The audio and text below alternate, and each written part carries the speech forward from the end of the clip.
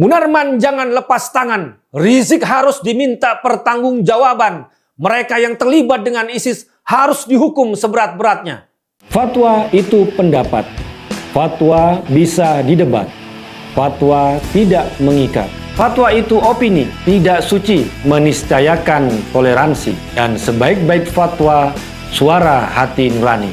Inilah Fatwa Guntur Romli. Assalamualaikum warahmatullahi wabarakatuh. Salam sejahtera untuk kita semua. Shalom, shalom alaikum, Om Swastiastu, Namo Buddhaya, Salam Nusantara. Halo pemirsa Guntur Romli. Semoga Anda yang menonton video ini, yang like, mensubscribe, dan komen, semoga diberi rezeki yang berlimpah dan kesehatan yang paripurna. Amin. Amin. Astungkara. Kali ini saya ingin membahas kasus gonjang-ganjing terkait Munarman dan Rizik. Dari awal saya mau langsung ngegas. Munarman jangan lepas tangan, Rizik harus diminta pertanggungjawaban. Seruan ini harus kita kobarkan agar Munarman dan Rizik tidak bisa berkelit dari kasus-kasus terorisme yang ada di Indonesia. Cara pengecut dengan cuci tangan tampaknya mau dilakukan oleh Munarman saat dihadapkan pada kesaksian-kesaksian yang memberatkannya dalam kasusnya sebagai terdakwa pidana terorisme. Saat para saksi itu mendesak Munarman agar mempertanggungjawabkan perbuatannya karena dianggap menghasut tindakan terorisme, sehingga dari mereka ada yang ditangkap dan ada keluarganya yang mati karena menjadi pelaku bom bunuh diri. Munarman seenaknya ngomong buat ngeles. Mereka yang sesat kok saya yang disalahkan. Munarman, enak sekali ente bicara. Jangan pernah cuci tangan. Kalau bukan karena hasutan ente, kalau bukan karena ajaran kesesatan yang ente sebarkan, mereka tidak akan tersesat seperti yang ente omongkan. Enak saja bilang orang lain sesat, sementara ente sendiri yang menyesatkan mereka. Sudah ada beberapa saksi yang menguatkan keterlibatan Munarman dengan jaringan terorisme ISIS yang ada di Indonesia.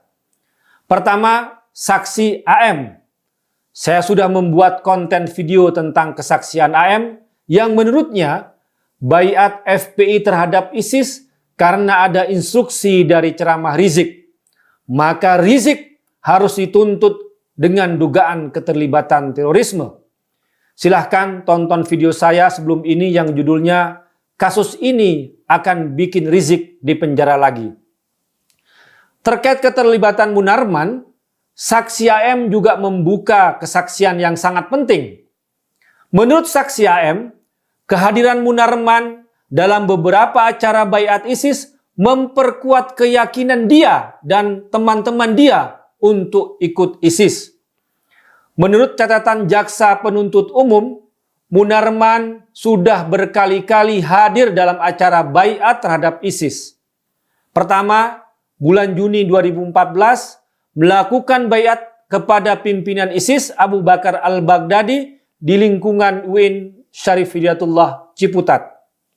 Pernah pula tempatnya di Sekretariat Front Pembela Islam FPI Kota Makassar, Markas Daerah Laskar Pembela Islam LPI, kemudian di Pondok Pesantren Tahfidzul Quran Suading Makassar, dan juga di Aula Pusbinsa Kampus Universitas Islam Negeri Sumatera Utara. 3 acara terakhir dilakukan dalam kurun tahun 2015. Saat Munarman ngeles dari kesaksian AM, melemparkan kesalahan ke mereka, saksi AM membalas, "Kalau Ustadz mau tahu, Ustadz kalau saya alhamdulillah masih ditangkap. Nah kalau yang lain, adik saya sudah melakukan bom bunuh diri." Duh, saksi AM ngapain juga masih panggil Ustadz ke Munarman? Ustadz apaan dia? Gak bisa ngaji kok dipanggil Ustadz. Selain saksi AM, ada juga saksi Z. Saksi Z menuding keluarganya meninggal akibat pemahaman yang diberikan Munarman. Namun, saat Munarman lagi-lagi ngeles, saksi Z bilang begini, "Jentelah, saudara saya sudah meninggal akibat pemahaman saudara," kata saksi Z. Munarman malah balas seperti ini, "Ya terserah, karena pemahaman saudara yang salah, bukan salah saya." Saksi Z tampak tidak bisa menahan emosinya mendengar omongan seenaknya dari Munarman. "Ana keluarga dari FPI, semenjak antum datang ke Makassar, keluarga ana jadi bulan-bulanan akibat dakwah-dakwah antum, sampai mereka mati. Ingat, antum cuma sendiri ditahan. Ana, kakak saya, sudah meninggal. Sudah berapa orang?" tegas saksi Z. Saksi Z tampak menyesal karena mengikuti hasutan Munarman dengan mengatakan bahwa hasutan Munarman dampaknya itu dahsyat buat keluarganya. Dia mengibaratkan susu yang diteteskan setetes racun. Dan tetesan racun itu maksudnya hasutan dan ceramah kebencian Munarman.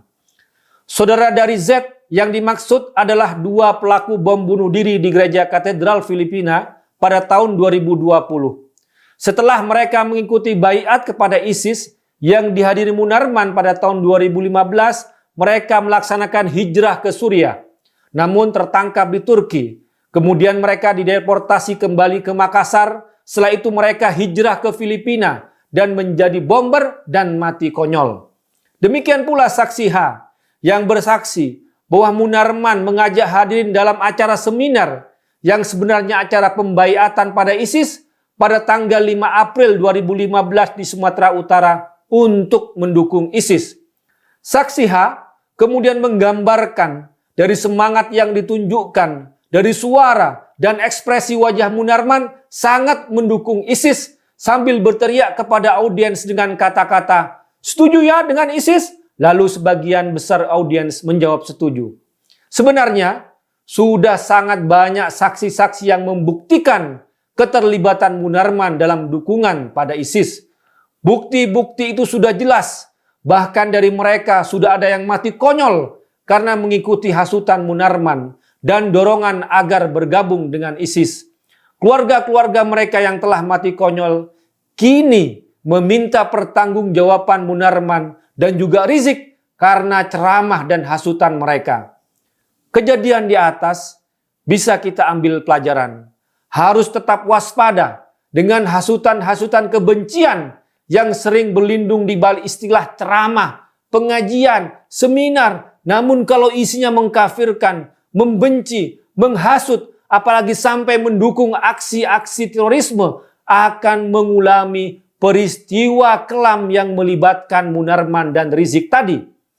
Jangan pernah memberikan ruang sedikitpun pada berkembangnya paham intoleran, radikalisme, dan terorisme di negeri kita tercinta ini.